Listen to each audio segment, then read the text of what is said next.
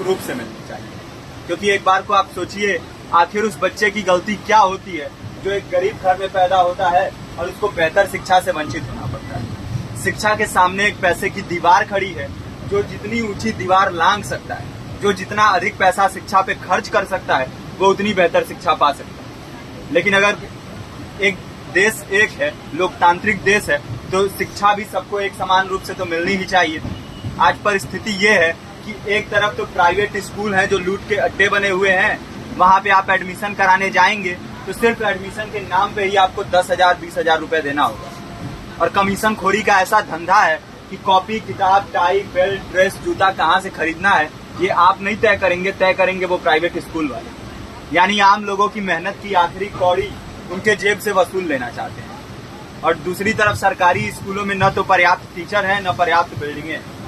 2019 का ही ये पुराना आंकड़ा है कि हर 100 में से 52 स्कूलों में या तो एक टीचर है या 2 टीचर हैं। और उन्हीं टीचरों के ऊपर जिम्मेदारी थोप दी जाती है कि जनगणना करो, मतगणना करो, पशुगणना करो, तमाम काम करवाए जाते हैं। और 19 के बाद से तब से कितने टीचर रिटायर हुए होंगे और 18 के बाद से कोई टीचर की वैकेंसी भी नहीं है।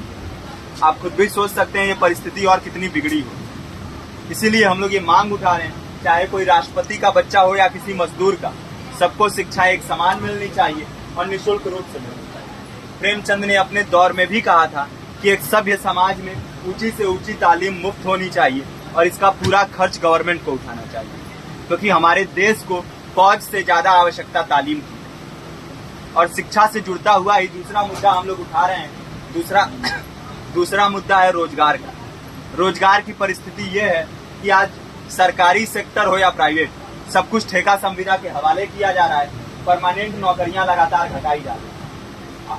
इसी रेलवे में 1995 के आसपास लगभग 18.5 लाख कर्मचारी काम करते थे, लेकिन आज उनकी संख्या 12 लाख थी। आप खुद भी सोच सकते हैं कितने बड़े पैमाने पे परमानेंट पदों को घटाया जा रहा है। और आज आलम ये है, एक तरफ लाखों पद खाली पड़े हैं, फिर भी कोई वैकेंसी नहीं निकलती। जो वैकेंसियां निकलती हैं उनमें भ्रष्टाचार होता है, पेपर लीक हो जाते हैं।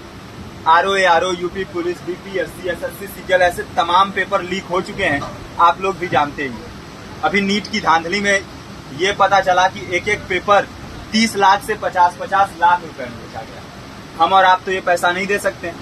पूरी की पूरी कारस्तानी सरकार, प्रशासन, शिक्षा माफियाओं की होती है। और भुगतता कौन है?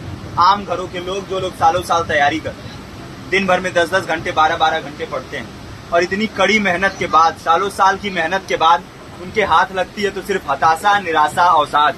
बहुत से छात्र नौजवान जो इस बेबसी में, इस डिप्रेशन में नहीं जी पाते, आत्महत्या तक के कदम उठा लेते हैं। लेकिन ये देश की विडंबना है कि टीवी चैनल, अखबार, मीडिया, नेता, मंत्रियों के लिए कहीं ये कोई मुद्दा नहीं है। उनके लिए मुद्दे हैं तो जाति, धर्म, रंग, नस्ल, अगड़ा पिछड़ा।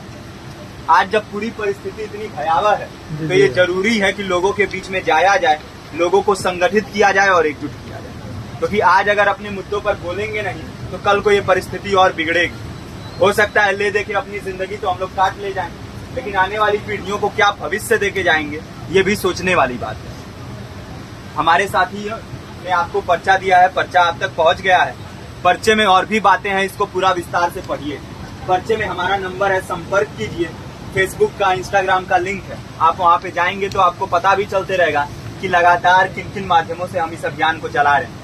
नुक्कड़ नाटक, संगीत, शिक्षा सहायता मंडल, लाइब्रेरी, तमाम माध्यमों से इस अभियान को चला रहे हैं और कोशिश कर रहे हैं कि बड़े से बड़े पैमाने पर हर जगह पे लोगों को संगठित किया जाए और एकजुट किया जाए। आपके बीच भी आए हैं आपका साथ और सहयोग दें।